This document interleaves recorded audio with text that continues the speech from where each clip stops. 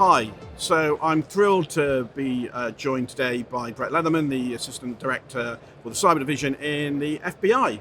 And I'm going to sort of get some reflections on the week and some of the sort of broader challenges we face. So, Brett, thank you for joining us at Cyber UK. It is great to be here. Thanks for having me. It's my first time around, and I've really enjoyed it so far. What I've appreciated so far about the conference is I love the technical disciplines that are brought in here through the CISO track and the different resilience tracks.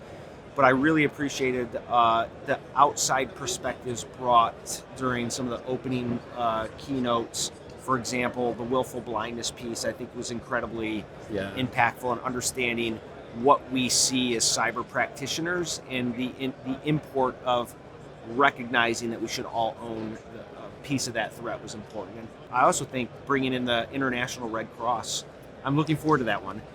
The idea that leading through crisis, that's an area from the FBI's perspective, there's a lot of urgency in cyber. And I think having that perspective here for folks is incredibly important. So I think one of the things that I was sort of really impressed with in sort of recently was the Winter Shield initiative that you've been doing. And I suspect people know the FBI for lots of things, but again, on that resilience side and that real practical help that you've been offering, I wonder if you could sort of say a little bit more about that work. Yeah, absolutely. So we just wrapped it up. It was a 60-day campaign, and it was really taking our law enforcement perspective. We do incident response from a law enforcement perspective 365 days in the United States, which gives us tremendous visibility on what threat actors are doing, how they're manifesting on networks, how they're getting into networks, how they're moving laterally. We thought it was really important to share our knowledge in how organizations can better build resilience and defend against those actors.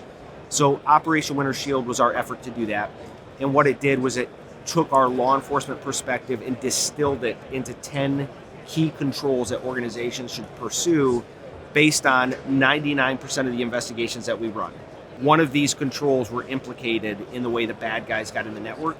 And so for 60 days, we thought it was really important to help folks understand if we can focus on these 10 controls, we don't have to employ them across the entire enterprise, but if we can make progress across the ecosystem there, we're going to measurably raise resilience, our collective resilience as a result of that. So we really were focused on it for 60 days, over 1 million, actually over 2 million total social media impressions on FBI socials as a result of that. It's not about the impressions, it's about the people hearing it and hearing the guidance there and starting to employ that. So we're hopeful in the next few months we'll see that maybe we did move the needle. Yeah, well, I'd certainly, following the social media channels and, being an avid listener of the podcasts and some of that, so I'd certainly recommend to people looking at those 10 controls and sort of that whole sort of focus on resilience. Yeah, and if folks can visit fbi.gov/wintershield, all our material is still up there and ready to be seen. Yeah, well, I'd certainly recommend people sort of head over there and have a look at that.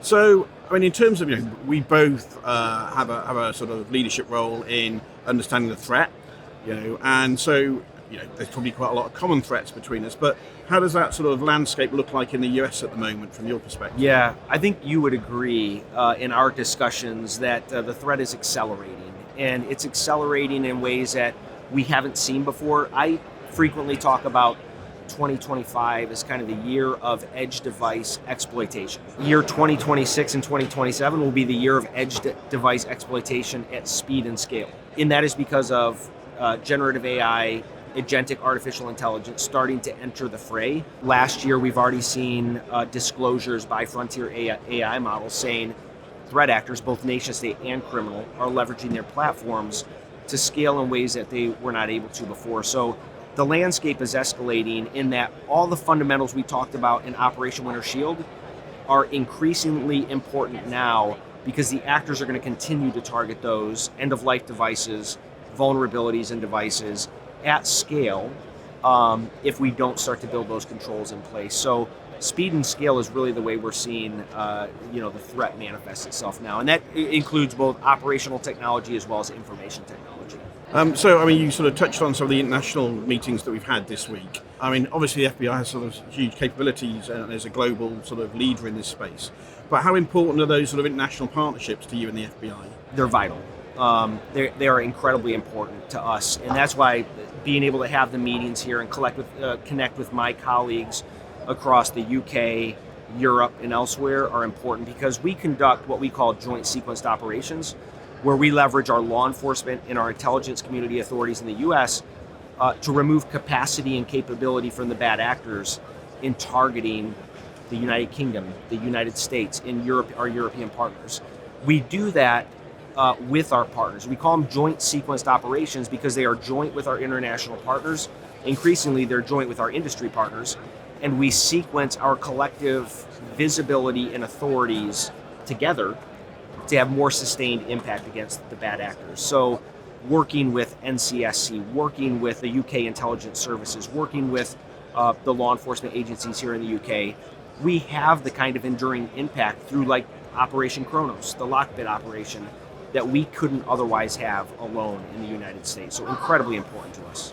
And I think for those that sort of listened to Rob McGowan's sort of keynote yesterday with Anne, he was talking about the sort of the highest level you can get to is campaigning and joint campaigning, and I think that's absolutely sort of where we can out collaborate our adversaries, and that kind of campaigning approach I think has been fantastic. So thank you very much for joining us. Thank you again for the partnership and those joint operations, and I'm sure we'll be working together a lot over there. It was great talking to you. Thank you for having me here at the conference, pleasure. And more importantly, thank you for the partnership with NCSC. Yeah, thanks, Brett. Thanks. Cheers. Cheers.